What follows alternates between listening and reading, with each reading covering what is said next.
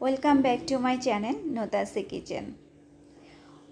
Sharma, sandwich, burger যেটাই করি না কেন তার একটি মেইন ইনগ্রিডিয়েন্টস হচ্ছে মেয়োনিজ। আর এই মেয়োনিজটাও কিভাবে তৈরি করলে দোকানের মতো স্বাদ গন্ধ দুইটাই আসবে তার রেসিপি নিয়ে আপনাদের সামনে হাজির হয়ে গিয়েছি। অনেকের অভিযোগ থাকে কেনা মেয়োনিজ দিয়ে তৈরি করলে দোকানের মতো টেস্টটা আসে না। সেটার কারণটা কি এবং কিভাবে তৈরি করলে আমরা সেই রকম ফ্লেভার টেস্ট পাবো এবং কিভাবে আমরা সংরক্ষণ করে খেতে পারবো তার সব কিছু A to Z ডিটেলস আজকে আপনাদের সঙ্গে আলোচনা করব। মেয়োনিজ তৈরি করার জন্য আমাদের লাগবে একটা ডিম। আমি আজকে একটা ডিমের মেয়োনিজ তৈরি করে দেখাবো এবং লাগবে 1 কোয়া রসুন। কেউ চাইলে এখানে আর একটু রসুন বেশি নিতে পারেন, কিন্তু এর থেকে বেশি নেওয়া যাবে না। নিয়ে নিয়েছি হাফ কাপ তেল, চিনি 2 চা চামচ, আর লাগবে গুঁড়ো দুধ। এখানে আমি গুঁড়ো দুধ নিয়ে নিয়েছি 4 চা চামচ। আর এই গুঁড়ো দুধটা অবশ্যই নিতে হবে। লাগবে লবণ, আর লবণের পরিমাণটা হচ্ছে 1/3 চা চামচ, অর্থাৎ হাফ চা চামচেরও একটু কম। ভিনিগার লাগবে 1 টেবিল চামচ। এখন এই সবগুলো উপকরণকে আমি একটু একদিকে সরিয়ে রাখছি, রেখে আমাদের এটা ব্লেন্ডারে ব্লেন্ড করতে হবে। তাই আমি ব্লেন্ডারের জগটাকে নিয়ে আসছি। আর এই ব্লেন্ডারের জগটাতে খুব ভালোভাবে পরিষ্কার করে ধুয়ে মুছে নিতে হবে। এতে এক ফোঁটাও পানি থাকা যাবে না। আমি ভালোভাবে মুছে নিয়েছি। পানি থাকলে কোনোভাবেই আপনার মেয়োনিজটা হবে না।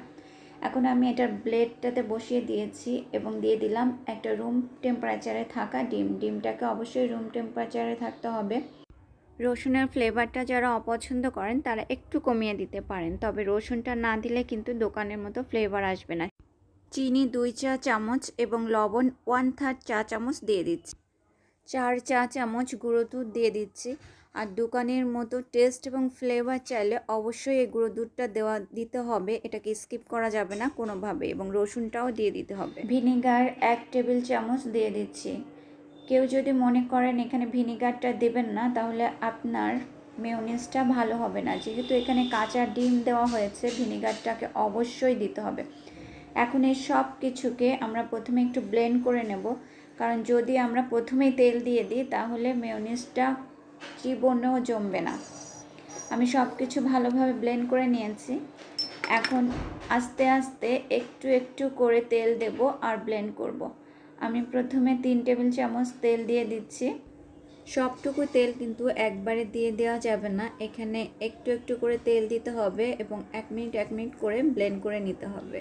তেলটা দিয়ে আমি আবার ভালোভাবে ব্লেন্ড করে নেব।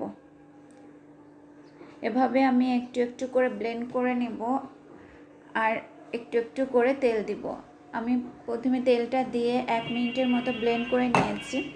নিয়ে আমি আবার কিছুটা তেল দিয়ে দেব।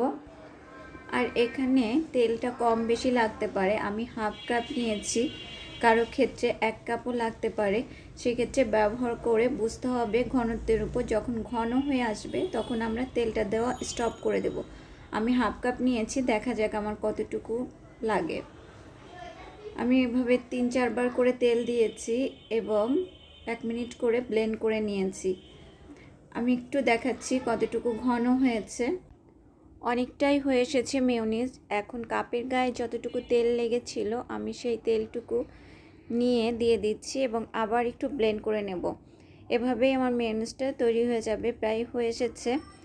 আমার ভিডিওগুলো যদি ভালো লেগে থাকে তাহলে অবশ্যই আমার চ্যানেলটাকে সাবস্ক্রাইব করবেন এবং পাশের বেল বাটনে প্রেস করে রাখবেন।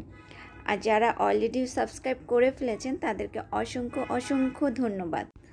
অবশ্যই একটা লাইক দিতে ভুলবেন না, কারণ আপনার একটা লাইক আমাকে আরও 10 জনের কাছে পৌঁছে দিতে সাহায্য করে। আমার মেয়োনিজটা হয়ে গেছে। এখন আমি এর ভিতর সামান্য 1 পিঞ্চ ব্ল্যাক পেপার দিয়ে দেব এবং ব্লেন্ড করে নেব।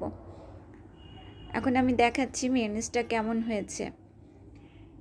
আমি মেয়োনিজটা ঢেলে নিয়েছি একটা বাটিতে। দেখেন আমি একটু কেটে দেখাচ্ছি কেমন হয়েছে মেয়োনিজটা। আমি এর থেকে বেশি আর ঘন করব না, কারণ এটাকে যখন আমি ফ্রিজে রেখে দেব এটা আরও ঘন হয়ে যাবে। তাই এই অবস্থাতেই মেয়োনিজটাকে আমি সার্ভ করে দিয়েছি। এবং অবশ্যই চেষ্টা করবেন বাড়িতে আমার রেসিপিটা ফলো করে মেয়োনিজটা তৈরি করার জন্য। ইনশাল্লাহ কথা দিচ্ছি নিরাশ হবেন না।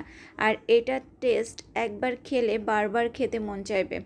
দোকানের থেকে কোনো অংশেই কম না, বরঞ্চ দোকানের থেকে 100% বেশি টেস্ট হয়ে থাকে। আর এই মেয়োনিজটাকে এভাবে আমি ঢেকে ফ্রিজে সংরক্ষণ করব 15 দিন পর্যন্ত।